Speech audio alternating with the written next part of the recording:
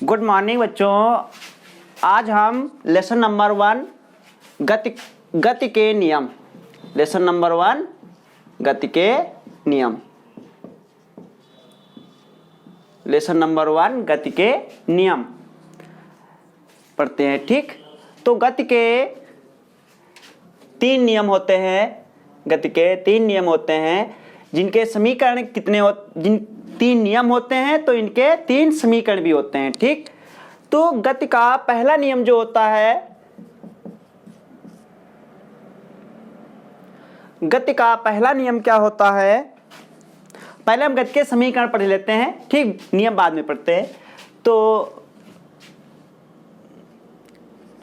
गति का पहला समीकरण, गति का पहला समीकरण क्या होता है, v बराबर u प्लस एटी, v बराबर u प्लस एटी। दूसरा होता है, गति का दूसरा समीकरण होता है, गति का दूसरा समीकरण होता है s बराबर u t plus half eighty square. ठीक, तीसरा होता है, गति का तीसरा समीकरण, गति का तीसरा समीकरण होता है v स्क्वायर बराबर u स्क्वायर प्लस 2as। गति का पहला समीकरण क्या होता है, v बराबर u प्लस एटी। गति का दूसरा समीकरण होता है s बराबर ut plus half eighty square. गति का तीसरा समीकरण होता है v स्क्वायर बराबर u square plus 2as।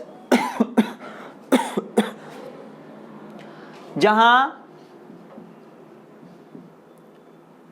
u बराबर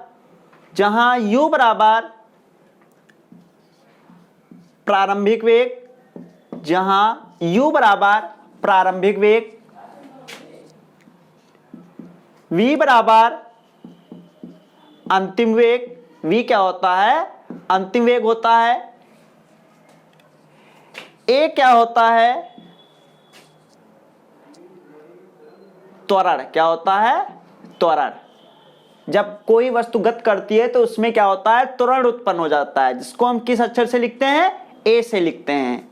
और t क्या होता है, समय, कितने समय तक गति की उसने। ठीक, इसके बाद s क्या होता है कि t समय में उसने कितनी दूरी तय की, तो s क्या होता है, दूरी होता है। ठीक, ये गति के 3 समीकरण होते हैं। v बराबर u प्लस एटी, s बराबर u t plus half eighty square, v square बराबर u स्क्वायर प्लस 2as। इसके बाद नोट, कुछ विशेष बातें हैं जो हम नोट करते हैं, वो तुम लोग याद कर लोगे। पहला पॉइंट है, यदि वस्तु विरामावस्था में है, यदि वस्तु यदि वस्तु विरामावस्था में है तो उसका प्रारंभिक वेग 0 होगा। कितना होगा, 0। विरामावस्था का मतलब होता है रुका हुआ। कैसा, रुका हुआ। अगर कोई वस्तु रुकी हुई है तो उसका प्रारंभिक वेग कितना होगा, 0 होगा। ठीक, दूसरा पॉइंट है, यदि वस्तु पर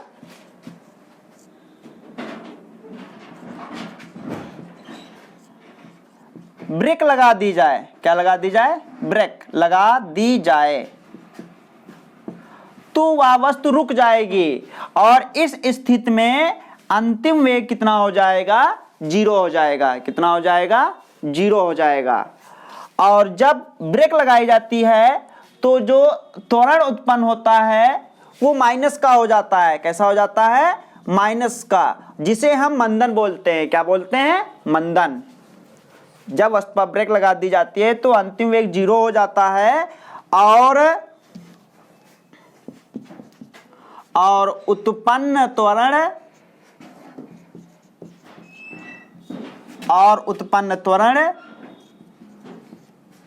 मंदन कहलाता है। क्या कहलाता है? मंदन कहलाता है।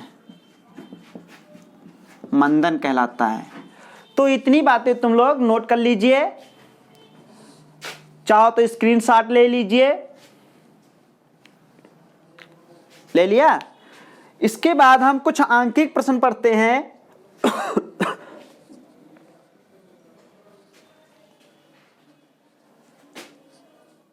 आंकिक प्रश्न पढ़ते हैं, देखिए।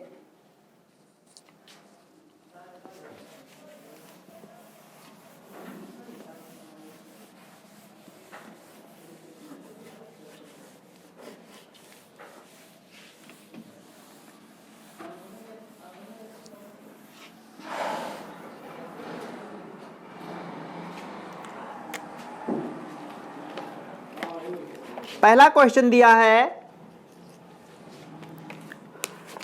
कि विरामावस्था से गति प्रारंभ करके हमने क्या बताया था, जब कोई वस्तु विरामावस्था में होती है तो उसका प्रारंभिक वेग 0 होता है। तो विरामावस्था से प्रारंभ होती है तो u बराबर हो गया 0। विरामावस्था से गति प्रारंभ करके एक साइकिल सवार 20 सेकंड में, कितने सेकंड में? 20 सेकंड में। ये क्या चीज हो गई? टाइम हो गया। क्या हो गया? टाइम। 20 सेकंड में 4 मीटर प्रति सेकंड का वेग प्राप्त कर लेता है। कितने का वेग? 4 मीटर प्रति सेकंड का वेग प्राप्त कर लेता है। ये क्या हो गया? अंतिम वेग। साइकिल सवार का औसत त्वरण पूछ रहा है, ए पूछ रहा है। क्या पूछ रहा है? ए। ठीक। तो हमने अभी गति का पहला समीकरण क्या पढ़ा था? गति का पहला समीकरण पढ़ा था v बराबर u प्लस AT पढ़ा था। तो हम गति का पहला समीकरण लगा देंगे और औसत त्वरण की वैल्यू आ जाएगी। देखिए, v का मान है 4, u है 0 प्लस a निकालना है, t कितना है? 20। तो कितना हो गया? 4 बराबर 20a, a बराबर 4/20। काट देते हैं, 4 एकम 4, 4 पंचे 20, 1/5। 5 से भाग करते हैं तो 0.5 दूनी 10। तो कितना आ जाएगा? 0.2 मीटर प्रति सेकंड स्क्वायर।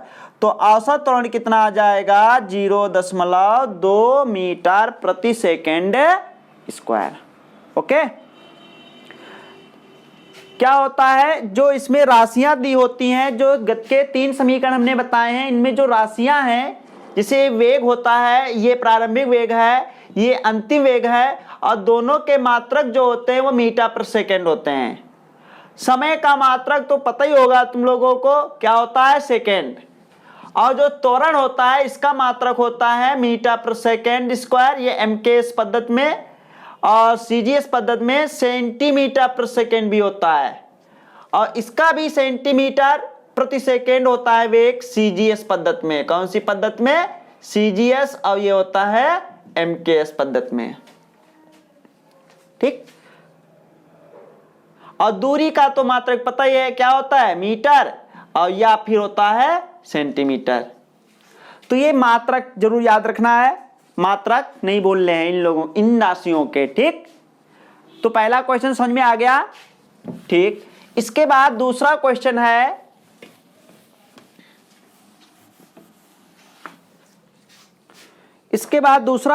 है, एक रेलगाड़ी 20 मीटर प्रति सेकंड की चाल से चल रही है। एक रेलगाड़ी जो है वो 20 मीटर प्रति सेकंड की चाल से चल रही है। इसका मतलब ये इसका प्रारंभिक वेग हो गया 20 मीटर प्रति सेकंड। इंजन बंद करके ब्रेक लगाने पर, हमने क्या बोला था? जब ब्रेक लगा दी जाती है तो अंतिम वेग 0 हो जाता है। अर्थात जब ब्रेक लगा दी गई इंजन पर तो अंतिम वेग कितना हो गया? 0 हो गया। ब्रेक लगाने पर या 10 सेकंड में रुक जाती है। तो जब ये रुकती है कितना टाइम लेती है? 10 सेकंड का। ब्रेक लगाने से उत्पन्न मंदन, मंदन पूछ रहा है। क्या पूछ रहा है? मंदन। मंदन जो होता है वो त्वरण के बराबर ही होता है, लेकिन माइनस चिन्ह का होता है। ठीक, तो इसमें भी सूत्र कौन सा प्रयोग करेंगे? मंदन का मतलब यही पूछ रहा है, लेकिन चिन्ह उसका माइनस में आएगा। सूत्र क्या होगा? वही गत का पहला समीकरण लगाएंगे, v बराबर u प्लस 80। v का मान 0, u है 20 प्लस a पूछ रहा है, टाइम है 10। तो ये हो गया 20 को जब इधर लाएंगे माइनस का, ये हो गया 10a, 0 0 कैंसिल, a बराबर आ गया -2 मीटर प्रति सेकंड स्क्वायर। ये माइनस का क्यों आया है? हमने बताया था, नोट में बताया था कि जब ब्रेक लगाई जाती है तो अंतिम वेग 0 हो जाता है और इस स्थिति में मंदन उत्पन्न हो जाता है। और मंदन जो होता है एक प्रकार का त्वरण ही है, उसकी मात्रा के बराबर भी होता है, लेकिन चिन्ह माइनस का होता है। ठीक, ये भी समझ में आ गया होगा। इसके बाद तीसरा क्वेश्चन है 10 सेकंड में मतलब टाइम दिया है 10 सेकंड। 10 सेकंड में एक कार का वेग 36 किलोमीटर प्रति घंटा से बढ़कर 72 किलोमीटर प्रति घंटा हो जाता है। कितना? 36, ये प्रारंभिक वेग है। देखो प्रारंभ में उसका 36 किलोमीटर प्रति घंटा था और 36 किलोमीटर प्रति घंटा से बढ़कर अंतिम वेग कितना हो गया? 72 किलोमीटर प्रति घंटा हो गया। कार का त्वरण पूछ रहा है। क्या पूछ रहा है? कार का त्वरण पूछ रहा है। अब हम क्या करते हैं, जो ये देखो प्रारंभिक चाल और अंतिम चाल है, ये किलोमीटर प्रति घंटा में दी हुई है। क्या करते हैं, इसको मीटर प्रति सेकंड में बना लेते हैं। मीटर प्रति सेकंड में बना लेते हैं। देखो याद रखना, जब किलोमीटर प्रति घंटा से मीटर प्रति सेकंड में बनाना होता है तो हम 5/18 से गुणा करते हैं। 5/18 से गुणा करते हैं। ये सब बता दिया जाएगा कि 5/18 कहां से आया, ये सब बता दिया जाएगा, परेशान नहीं होना है। 5/18 से गुणा करते हैं। और जब मीटर प्रति सेकंड को किलोमीटर प्रति घंटा में चेंज करना होता है तो हम 18/5 से गुणा करते हैं। ठीक, देखिए तो ये किलोमीटर प्रति घंटा है। किलोमीटर प्रति घंटा से मीटर प्रति सेकंड बनाने के लिए 5/18 से गुणा करते हैं और मीटर प्रति सेकंड हो जाता है। 18 कम 18, 18 दूनी 36, तो कितना आ गया? 5 दूनी 10 मीटर प्रति सेकंड। इसको चेंज करते हैं तो इसमें भी 5/18 से गुणा कर देते हैं, तो 18 कम 18, 18 चौक 72, अब आ गया 4 पंचे 20 मीटर प्रति सेकंड। अब एक त्वरण निकालना है तो क्या करते हैं, वही गति का पहला समीकरण लगाते हैं। क्या होता है? v बराबर u प्लस 80। v का मान है 20, u का मान है 10, a निकालना है, टाइम है 10। 10 इधर लाएंगे तो माइनस का हो गया और यहाँ पे कितना हो गया? 10a। 20 से 10 चला गया 10 और 10a, 10 और 10 कैंसिल हो गया। a बराबर आ गया 1 मीटर प्रति सेकंड स्क्वायर। ये क्वेश्चन समझ में आ गया? ठीक,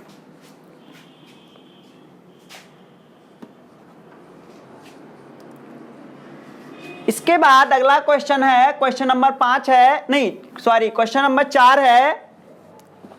क्वेश्चन नंबर 4 है, एक कार विरामावस्था से चलकर, जब कार विरामावस्था में चलती है तो उस स्थिति में u हो जाता है 0, बताया है हमने। विरामावस्था से चलकर 10 सेकंड में, टाइम दिया है 10 सेकंड, 10 सेकंड में 60 किलोमीटर प्रति घंटा का वेग प्राप्त कर लेती है। अंतिम वेग हो जाता है 60 किलोमीटर प्रति घंटा और 60 किलोमीटर प्रति घंटा को मीटर प्रति सेकेंड में जब चेंज करते हैं तो क्या करते हैं 5/18 से गुणा करते हैं। कितना हो जाएगा, 6 से काट देते हैं,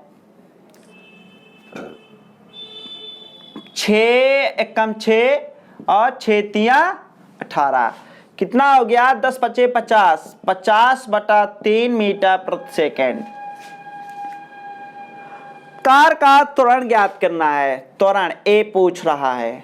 ठीक, तो इसमें क्या करते हैं, इसमें भी गति का पहला समीकरण लगाते हैं, v = u + at। क्या हो गया u, अच्छा v भी दिया है, v कितना है 50/3, u है 0, a है निकालना, t है 10, कितना हो गया 50/3 बराबर, ये टोटल हो जाएगा 10a, 0 0 कैंसिल हो गया, तो a बराबर आ गया 5/3 मीटर प्रति सेकेंड स्क्वायर। ठीक भैया, नोट करते चलिए या स्क्रीन शॉट लेते चलिए। इसके बाद अगला क्वेश्चन है, क्वेश्चन नंबर 5 है। क्वेश्चन नंबर 5 है, एक कार 5 मीटर प्रति सेकेंड की दर से त्वरित होती है। ये क्या दिया हुआ है, त्वरण दिया हुआ है कि एक कार जो है 5 मीटर प्रति सेकेंड स्क्वायर से त्वरित होती है 2 सेकेंड में। 2 सेकेंड का मतलब टाइम पूछ रहा है, 2 सेकेंड में। 2 सेकेंड में कहाँ गया, 2 सेकेंड में वेग में वृद्धि ज्ञात करना है। वेग में वृद्धि का मतलब होता है v - u, ये ज्ञात करना है। वेग में वृद्धि क्या होती है, v - u। तो क्या करते हैं, इसमें भी गति का पहला समीकरण लगाते हैं, v बराबर होता है u + at। u इधर लाएंगे तो माइनस का हो गया, जब u इधर लाएंगे माइनस का हो गया, क्या बचा 80। ये क्या होता है, वेग में वृद्धि। तो वेग में वृद्धि कितनी आएगी, a का मान है 5 और टाइम है 2, कितना हो जाएगा 5 दूनी 10, 10 मीटर प्रति सेकेंड का वृद्धि हो जाएगा। वेग में कितनी वृद्धि हो जाएगी, 10 मीटर प्रति सेकेंड की वृद्धि हो जाएगी। तो ये 5 क्वेश्चन जो आज हमने बताए हैं सभी लोगों को समझ में आ गए होंगे। अगर नहीं आते हैं तो इसको कमेंट बॉक्स में लिख देना क्वेश्चन नंबर डालकर, हम कल उस क्वेश्चन पे वीडियो बना देंगे। Okay, bye.